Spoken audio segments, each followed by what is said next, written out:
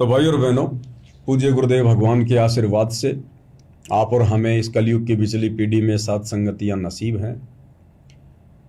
आप और हमारे ऊपर गुरुदेव भगवान ने जो रजा बख्शी हुई है, छप्पर फाड़, भाई और बहनों, उसका कोई मोल नहीं है, उसका कोई सानी नहीं है।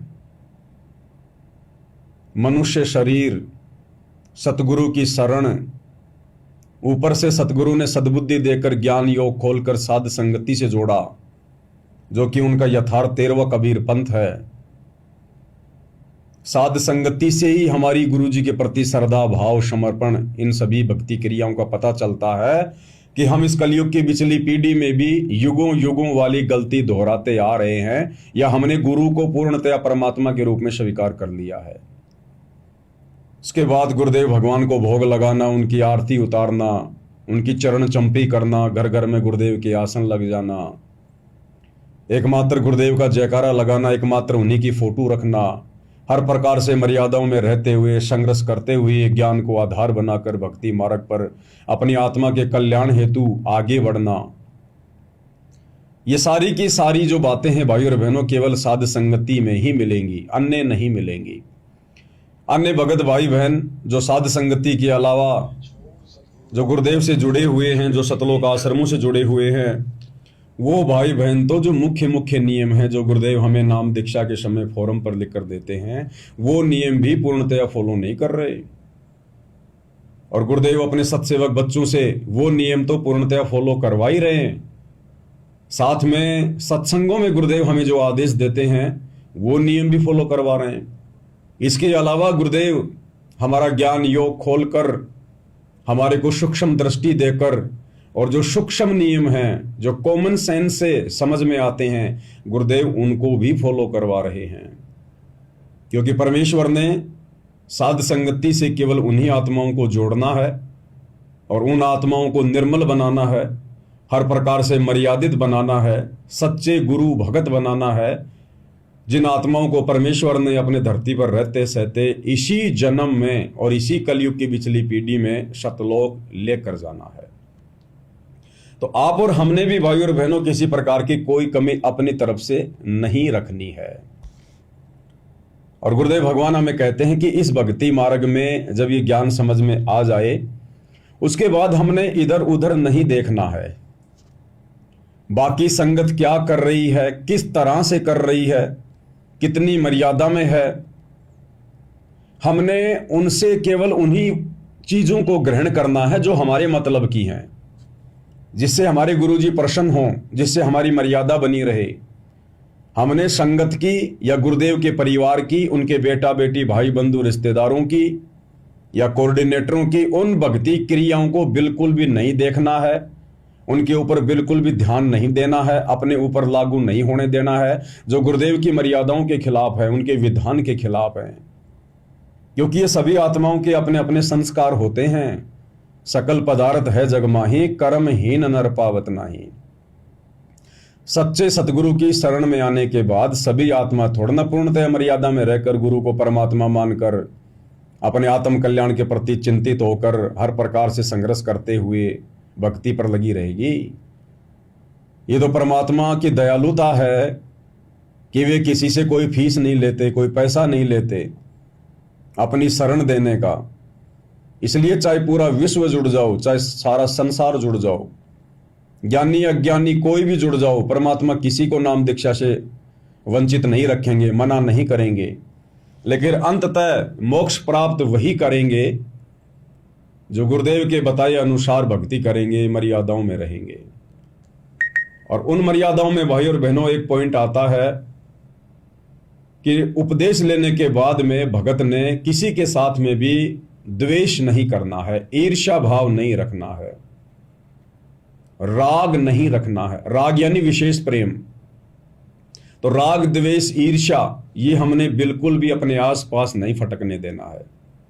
देखो, ये सत भक्ति मार्ग है, पूर्ण परमात्मा संत रामपाल जी के रूप में धरती पर प्रकट है। तो काल नहीं चाहेगा कि इतनी आसानी से ये मार्ग आगे बढ़े और ये आत्माएं इतनी आसानी से दृढ़ हो जाएं, मोक्ष के काबिल हो जाएं। तो कोशिश भाई और बहनों वो पूरी करेगा अपनी तरफ से। चद्दर ओढ़ के नहीं सोया है काल। और वो संगत में ही कुसंगत पैदा करेगा। उसको पता है कि बाहर वाले इन भक्तों को ज्यादा डिस्टर्ब नहीं कर पाएंगे। अगर इन भक्तों को डगमग करना है, इनके मन में शंका पैदा करनी है, इनको भ्रमित करना है, इनकी मर्यादा तोड़वानी है, गुरु वचन तोड़वाना है, तो इन्हीं के अंदर प्रेरणा करके या इन्हीं के अंदर जो मर्यादा विहीन है उनके अंदर प्रवेश करके फिर ये बात बन सकती है। और काल ने वही रास्ता अपनाया भाई और बहनों, क्योंकि ये भी तो 21 ब्रह्मांड का छोटा मोटा स्वामी है, भगवान है, राजा है, जिसका पार आज तक ब्रह्मा विष्णु महेश नहीं पा सके। वो कोई छोटी मोटी शक्ति थोड़ी है। आप और हम जीवों से तो लाखों गुना ज्यादा उत्तम है, शक्तिशाली है, सिद्धि युक्त है। 70 प्लस 64 युग तप करके सिद्धियां प्राप्त कर रखी हैं। तो इसको पता है कि किस प्रकार से जीव को डगमग किया जा सकता है, कैसे ये जीव भ्रमित होगा, गुरु मर्यादाओं से दूर होगा। और वो षड्यंत्र इसने 2014 से पहले ही सतलोक आश्रम बरवाड़ा में शुरू कर दिया था। जो भाई बहन गुरुदेव के आसपास रहा करते थे, उनके रिश्तेदार के रूप में थे, बेटा बेटी के रूप में थे, काल ने उन सबको मर्यादा विहीन कर रखा था, सबकी मर्यादाएं तुड़वा रखी थी। और अंत में उन्हीं को माध्यम बनाकर, उन्हीं के माध्यम से, उन्हीं में प्रवेश करके, उन्हीं में कुप्रेरणा करके 2014 का बरवाला कांड करवाने में काल सफल हो गया। और उसके बाद इसने संगत में कुसंगत पैदा कर दी। 2014 बरवाला कांड के बाद भगत भाई बहनों को छिन्न भिन्न करने के लिए इसने बहुत सारे यत्न किए, छलबल का प्रयोग किया, राजनीतियां करवा के, स्टेडियम बनवा के, आरक्षणों में बैठा के, गुंडों की सीबीआई जांच का समर्थन करवा के, गुरुदेव का विधान तोड़कर मनमाना आचरण करते हुए जगत वालों की धर्मशाला बनवाना, उनको चंदे के रूप में पैसा देना, सूखा राशन देना, उनके मकान बनवाना, अयोध्या में आन उपासकों के लिए भंडारा लगाना, मुसलमानों के प्रति राग द्वेष करना, विश्व हिंदू परिषद और बजरंग दल वालों के साथ मिलकर बांग्लादेश के मुसलमानों के खिलाफ रैलियों में शामिल होना, संगत को शामिल करवाना, ये सब काल का षड्यंत्र था, काल का षड्यंत्र, और लगातार जारी है। ज्ञान और अज्ञान ये दो पार्ट बन गए संगत में। तो हमें गुरुदेव भगवान शिक्षा देते हैं, हमें समझाते हैं कि हमने अपने आसपास के वातावरण को देखकर भक्ति नहीं करनी है कि भगत क्या कर रहे हैं, कैसे रह रहे हैं। हमने अपने गुरुदेव भगवान को देखकर, उन्होंने हमें जो अनमोल तत्व ज्ञान दिया है उसका आश्रय लेकर, उसका सहारा लेकर, उसको आधार बनाकर हमने भक्ति मार्ग पर सफल होना, आगे बढ़ना है। तो गुरुदेव ने बताया कि राग द्वेष नहीं करना रे, उस दरगाह में लेखा भरना रे। एक बहुत ही इंपॉर्टेंट पॉइंट गुरुदेव ने बताया कि राग द्वेष बड़े रोग हैं, जम के पड़े जंजीर। ये बहुत भयंकर रोग हैं राग और द्वेष। अपने गुरु के अलावा किसी और से विशेष यारी दोस्ती करना, उसे प्रेम करना और ईर्ष्या रखना, द्वेष करना उससे। एक शत्रु एक मित्र है, भूल पड़ी रे प्राण, यम की नगरी जाएगा शब्द हमारा मान। तो हम सत्सेवक भाई बहनों ने विशेष तौर पर गांठ बांध लेनी है। हमने किसी से भी राग द्वेष ईर्ष्या नहीं रखना है। देखो हम जीव हैं, गलतियां सबसे होती हैं, गलतियां सबसे हुई हैं, लेकिन अब हमें यह भी समझ में आ जाना चाहिए कि हमारा टारगेट क्या है। अब की बार 84 से पार। तो अगर अब की बार 84 से पार होना है तो जो भी कमियां हमारे अंदर होती हैं, जिनके कारण हम रह जाते हैं, इस कलयुग की पिछली पीढ़ी में ज्ञान को आधार बनाकर, थोड़े हिम्मत करके, संघर्ष करके, अपने आप को जीवित मार के, हमने हर प्रकार से उन कमियों को दूर फेंकना है। तो आज से पहले भले हमारे साथ किसी का मनमुटाव था या हमारा किसी के साथ में मनमुटाव था, किसी भी बात को लेकर आप और हमने भाई और बहनों भूल जाना है, बिल्कुल खत्म कर देना है जड़ से। अगर हमने किसी को भी अपना शत्रु समझा, अपना दुश्मन समझा, अपना वैरी समझा, हम लाख जन्म भी यहां से मोक्ष प्राप्त नहीं कर सकते। हमने यहां से बिल्कुल पाक साफ होके जाना पड़ेगा, निर्मल आत्मा बन के जाना पड़ेगा, हंस निर्विकारी भगत होकर। हमारे साथ चाहे कोई लाख राग द्वेष करे, ईर्ष्या करे, मनमुटाव करे, हमें अपना वैरी समझे, शत्रु समझे, नो प्रॉब्लम, लेकिन हमने अपनी तरफ से सबको परमात्मा की आत्मा समझना है। मालिक के बेटा बेटी समझना है, अपने भाई बंधु समझना है। समय आने पर जो जैसा करेगा या कर रहा है उसका परिणाम उसको परमात्मा देगा। तो हमने किसी के साथ मन मुटाव नहीं करना। बहुत सारी बातें हैं। पहले बहुत सारे भाई बहन किसी कारणवश साध संगति से थोड़ा दूर हो गए थे। अब उन पे परमात्मा की रजा हो रही है, मालिक की मेहर हो रही है। समय रहते वो आत्माएं फिर से साध संगतियों की तरफ आ रही हैं। बहुत सारी आत्मा आ भी चुकी हैं। दास उनका जिक्र करना कोई उचित नहीं समझता है, कोई मतलब नहीं है।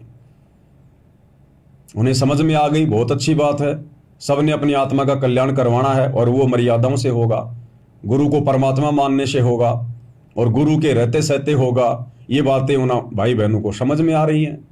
वो अपनी आत्मा का कल्याण करवाएंगे, बहुत अच्छी बात है। अब हमने ये नहीं करना कि वो साध संगति में आ गया, वो साध संगति से गया। कोई आएगा अपने लिए आएगा, कोई जाएगा अपने कर्म फोड़ेगा। हमने कुछ नहीं करना, अपनी भक्ति और मर्यादाओं पर विशेष ध्यान देना है। और दूसरी बात दास ने बहुत पहले भी बताई थी भाई और बहनों, अभी मैंने थोड़ा विचार करना पड़ेगा। हमने सहनशीलता लानी पड़ेगी, सहनशीलता। हमारे बाप ने 30 साल से लोगों की गालियां खा खा के, गुंडा और भुंडा कहलवा के इस मार्ग को यहां तक लेकर आए। और आप और हम भाई बहन साध संगति से जुड़कर भी दास देखता है कई भाई बहन है। क्योंकि देखो भाई और बहनों, परमेश्वर ने हम सबको तत्व ज्ञान दे दिया और टॉर्च दे दी है। अगर हमारे अंदर यदि कुविचार हैं और बाहर से यदि हम भगत बनने का दिखावा करेंगे, प्रयास करेंगे, वो छुप नहीं सकता, बिल्कुल नहीं छुप सकता। परमात्मा कहते हैं साधु शब्दा परखिए और दुख पड़े घरनार, सूर वीर जब जानिए जद रण बाजे तलवार। साधु संतों की भक्तों की पहचान उनके शब्दों से होती है। वो शब्द आप चाहे मुंह से बोल दो, चाहे मोबाइल पर, फेसबुक या यूट्यूब पर किसी को कमेंट्स के रूप में बोल दो, चाहे लिख दो, चाहे मुंह से बोल दो, बात एक ही है, वो विचार आपके ही हैं। तो बहुत सारे जगत वाले हैं या कुछ हमारे सतलोक आश्रमों से जुड़े हुए गुरु भाई बहन हैं जो अभी किसी कारणवश, कमजोर संस्कारवश अभी वो साध संगतियों को समझ नहीं पा रहे हैं और कुछ भक्ति क्रियाओं को लेकर उनके मन में द्वंद्व वाली स्थिति है। तो वो उल्टी सीधी बातें लिख देते हैं कि तुम तो पवन दास के चेले हो, तुम्हारा गुरु तो पवन दास है, तुम तो गुरु द्रोही हो, फलाना है, दिखना है। तो कुछ एक भाई बहन जो सत्सेवक हैं वो राग द्वेष वाली भाषा में उनको कमेंट्स में जवाब देते हैं। तो भाई और बहनों, ये नहीं चलेगा भक्ति मार्ग में। अभी आप जीवित नहीं मर रहे हो, अभी आप सहनशील नहीं हो। आपने लोगो तो लगा रखा अपनी व्हाट्सएप पर, फेसबुक पर, लेकिन अभी वो गुण अपने ऊपर धारण नहीं कर पा रहे हो, तो भी मामला बिगड़ जाएगा, बात बिगड़ जाएगी। गुरुदेव ने एक ही बात कह दी, यो गुरु ज्ञान विज्ञान वाणी, जीवित ही जग में मरो। मरे हुए आदमी को चाहे कोई पवनदास का चेला कहे, चाहे सतगुरु रामपाल जी का चेला कहे, चाहे दुश्मन कहे, चाहे गुरुद्रोही कहे, चाहे देशद्रोही कहे, वो मरा हुआ व्यक्ति कोई प्रतिक्रिया नहीं देता है, कोई प्रतिक्रिया नहीं देता। चाहे उसको कोई गालियां दो, चाहे अच्छा कहो, चाहे बुरा कहो। तो हमने इस स्थिति में आना पड़ेगा, तब हमारी बात बनेगी। समय नहीं बचा है। तुम सोचो हम गुरुजी के आने के बाद भगत बन जाएंगे, लाख जन्म में नहीं बन सकते। गुरुजी के बाहर आने के बाद गुरुजी 20 साल से बाहर रह के ज्ञान दे रहे थे, कौन भगत बना, कितने भगत बने। हमें भगत बनाने के लिए, हमें अपनी पहचान करवाने के लिए तो गुरुदेव हिसार जेल में गए हैं। तो बाहर आने के बाद हम कैसे भगत बन जाएंगे? नहीं बन सकते। वो हिसार जेल में बैठकर ही भगत बनाएगा जिसको बनाना है। बाहर आने के बाद तो सारे भगत बन जाएंगे। लूला लंगड़ा अंधा गूंगा बहना कारा, यानी ज्ञानी अज्ञानी सारे के सारे भगत दिखाई देंगे। जैसे 2014 बरवाला कांड से पहले सतलोक आश्रमों में सारे के सारे भगत दिखाई देते थे, लेकिन जैसे ही बरवाला कांड हुआ आधे से ज्यादा तो उसी समय गुरुजी से दूर भाग लिए और बाकियों का धीरे धीरे उनके कुकर्मों के चलते अब पता चल रहा है उन्होंने कितना ज्ञान समझा, कितना गुरु को परमात्मा माना। तो ये मौका भगत बनने का, सतलोक का सर्टिफिकेट लेने का, ये केवल गुरुदेव भगवान के हिसार जेल में रहते सहते है। वर्तमान वालों के लिए, आप और हमारे लिए, जिनकी गुरुदेव वर्तमान में परीक्षा ले रहे हैं। बाकी आगे गुरुदेव के आने के बाद जो आत्मा आएंगी उनको परमात्मा ने देखना है, आगे कैसे उनकी परीक्षा होगी, कैसे परमात्मा उनको योग्य बनाएंगे, क्या करना है, वो बाद का विषय है। ये आप और हमारी परीक्षा चल रही है, विशेष परीक्षा। तो हमने किसी भी भाई बहन को कमेंट्स में किसी प्रकार का कोई भी ऐसा जवाब नहीं देना है जिससे वो और ज्यादा भड़के। पहली बात तो आप जवाब दो ही मत ना, आपको आवश्यकता क्या पड़ गई। मैं पवन दास लोगों को कितने जवाब देता हूं, मैं जब वीडियो डालता हूं, लाइव आता हूं, कितनी गालियों की बौछार होती हैं। क्या मैं किसी को जवाब देता हूं? क्या बाद में उस कमेंट्स में मैं किसी को जवाब देता हूं क्या? अरे जब हम पाक साफ हैं, हम सही रास्ते पर चल रहे हैं, तो फिर हमारे को अंदर से जलन होनी नहीं चाहिए, हमारे को अंदर से द्वेष ईर्ष्या पैदा नहीं होनी चाहिए। वो अपने आप रह जाएंगे चीख कर चिल्ला कर। फिलहाल उनको नहीं समझ में आ रहा ये ज्ञान, और क्या पता आने वाले समय में वो व्यक्ति आपसे भी ज्यादा ज्ञानी हो जाए, आपसे भी अच्छा भगत बन जाए, किसको पता इस बात का। तो भाई बाद में हमने सबसे मुंह मिलाना है, हमने सबसे आंखें मिलानी है। आज कोई विरोधी है, वो भी कल को गुरुदेव की शरण में आएगा, वो भी परमात्मा की आत्मा है। तो चाहे जो भाई बहन साथ संगति से बाहर चले गए थे, अगर वो भी उल्टे सीधे कुछ कमेंट्स करते हैं, हमने कोई जवाब नहीं देना, कोई प्रतिक्रिया नहीं देनी है। देनी है तो प्यार प्रेम से दो, ज्ञान आधार से दो, उसके दिल पर चोट नहीं लगनी चाहिए, बिल्कुल शांति से। क्योंकि हमने भगत बनना है, हमने अपने आत्म कल्याण की सोचनी है। भगतों के शब्दों से पता चल जाता है कि भगत के अंदर अभी कितना द्वेष है, कितनी ईर्ष्या है, कितना ज्ञानी है, कितना ज्ञानी है। जब हमारे जैसे दो कोटि के जीवों को पता चल जाता है तो समर्थ तो सब कुछ है। समर्थ को तो उस कमेंट्स की भी जरूरत नहीं है, कमेंट्स पढ़ने की भी जरूरत नहीं है, वे तो अंतर्यामी है। और उनकी नजरों में हमने पाकशाफ बनना है, योग्य बनना है। तो हमने सारी कमियों को दूर करना है भाई और बहनों, सारी कमियों को ध्यान रखना इन बातों का, क्योंकि सबने एक होना है, हम सब एक ही हैं।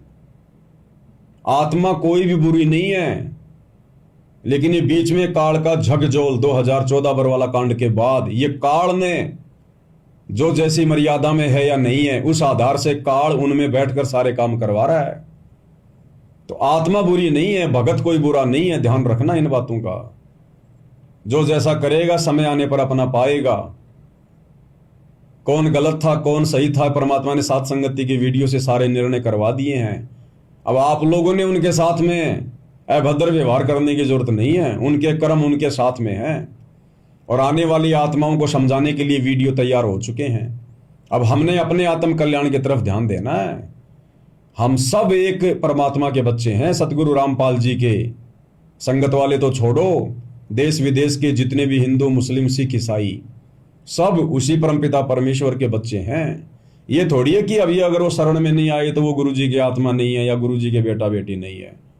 आने वाले समय में तो सारे आएंगे जो बचेंगे वो। तो द्वेष नहीं करना बिल्कुल भी। और वैसे भी परमात्मा साथ संगति में लिखवाते हैं कि राग द्वेष ईर्ष्या की भक्ति सतगुरु को नहीं भाती है। सुन सत्संग जो हंस है बनते, गुरु मेहर उन्हीं पर करते हैं। तो हमने बिल्कुल भी किसी के साथ में आज के बाद में ये ध्यान रखो। वैसे तो दास बार बार आप लोगों को बताता रहता है, क्योंकि साध संगति इसी का नाम है कि हम अपने अंदर के जो कुविचार है उनको बाहर निकाल दें, जो गंदगी है उसको जितना जल्दी हो सके बाहर निकालें। हम हंस बनने का प्रयास करें, निर्विकार होने का हम प्रयास करें। बाकी जो जैसा करेगा अपना पाएगा, इसमें कोई संशय नहीं है। और जितना परमात्मा ने बुलवाना था बुलवा दिया है। अब हमने अपने आत्म कल्याण को देखना है।